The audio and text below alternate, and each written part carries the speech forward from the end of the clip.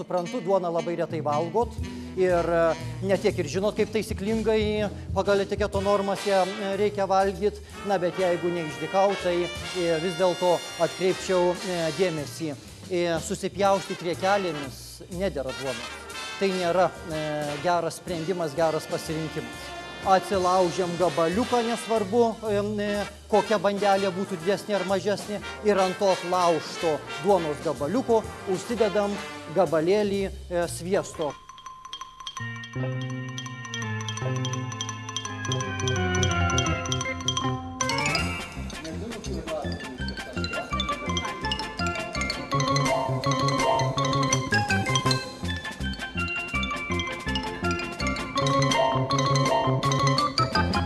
Tai nėra teisingas sprendimas ar pas vieną, ar pas kitą merginą, o su peilio galiuku pradaužim ir kai kurios iš jūsų labai gražiai teisingai ir pasielgė ir tuomet tik tai nulupa maždaug trečdalį kiaušinio ir tuomet jau jį valgysim ne visą nuluptą, o tik kai dalis jo nulupta.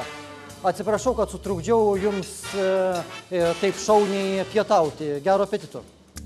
Po kiekvienos pastabėlės pono Armino palinkėjimas gero apetito merginų ausims skamba labiau ironiškai nei geranoriškai. Jas stebi kameros, etiketo mokytojas vaikšto aplink lyg prievaizdas. Merginos susikaušiusios ir kiekvienas kąsnis atrodo sprangus. Kuo toliau į mišką, tuo daugiau medžių. Kuo daugiau vaišių, tuo daugiau klaustukų merginų akyse. Didesnį siaubą nei kiaušinis sukelia keptas upėtakis.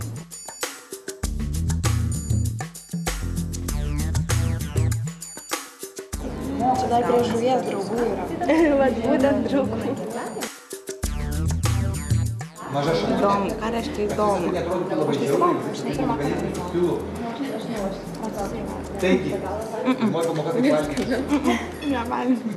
Tikrai nevalgysiu, tikrai ne.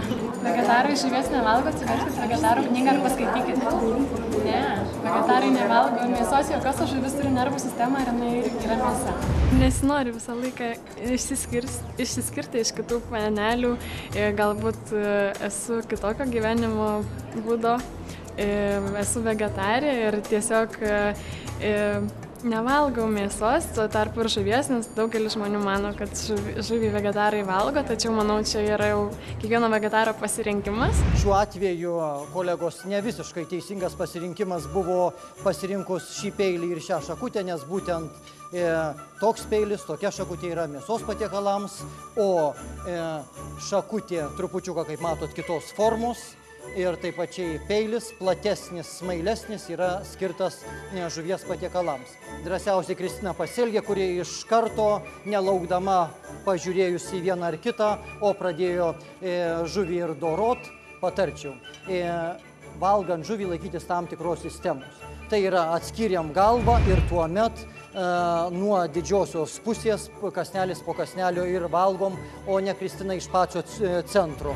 Buvo baisu, nes iš tikrųjų su kai kuriais įrankiais aš žuvies nelabai valgau, tai man kažkaip ir ten kaip ten luptelti neteko bandyti, tai iš tikrųjų viskas labai patiko. Nes dabar jau kitą kartą žinosiu kaip reikia elgtis, ką reikia daryti, kurį įrankį naudoti.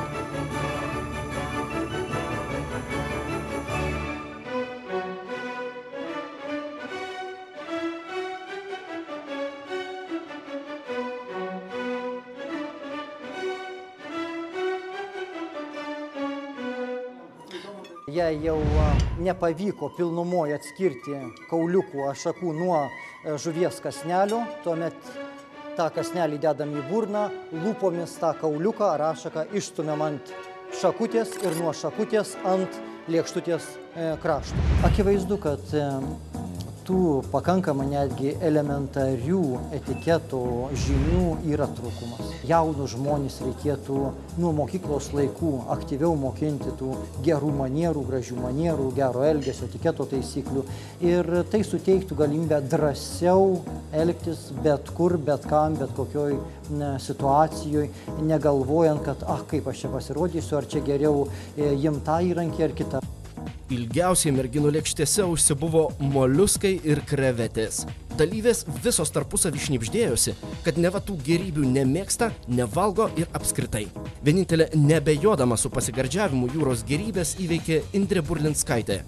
Ji per etiketo pamoką regis nesuklupo ne prie vieno patiekalo.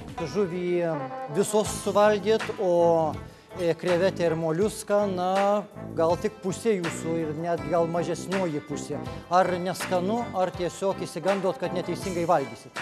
Kaip yra, merginos? Be reikalo, nes viskas yra labai paprasta. Iš ties, tai yra tie patiekalai, kuriuos valgom rankų pagalba, o tai yra kur kas paprasčiau. Tad geldelę paėmėm į rankas, rankoj prilaikom ir su šakute, kur jinai vienoj vietoj taip tvirtai priaugusi, tiesiog paėmam, atkabinam, užsiduriam ir įsidedam į burną.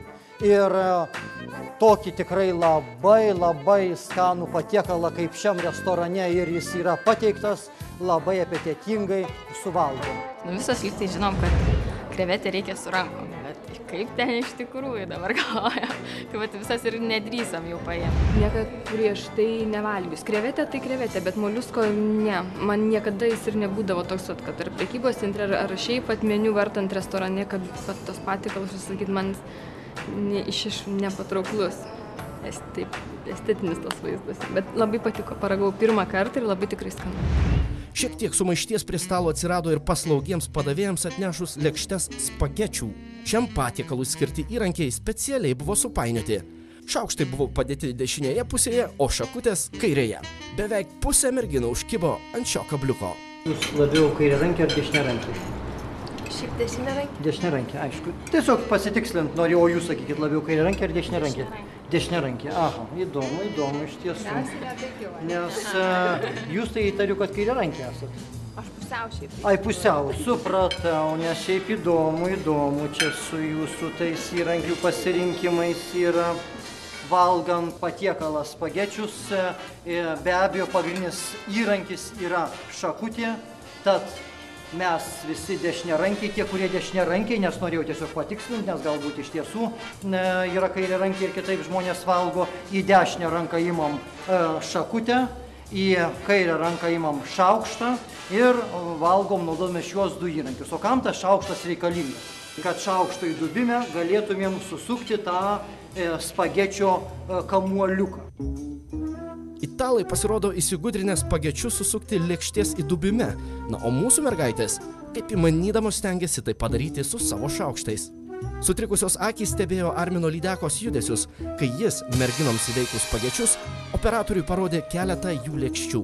Paaiškėjo, kad net baigiant patiekalą buvo pažeisti etiketo reikalavimai.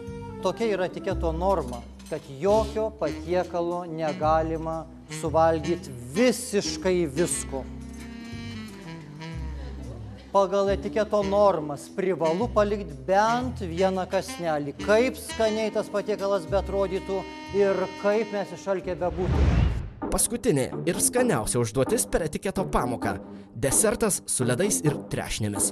Regis nieko ypatinga, bet net ir čia reikia laikytis tam tikrų taisyklių.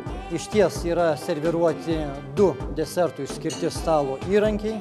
Tai yra šaukštelis ir šakutė ir yra visiškai teisinga juos abu ir naudoti. O patogiau valgyti desertą, kai jis yra būtent toks, tai yra ne pyragėlis, o ledai, kad dešiniai rankoje laikyti šaukštelį kaip svarbesnį būtent šiam desertui stalo įrankiui.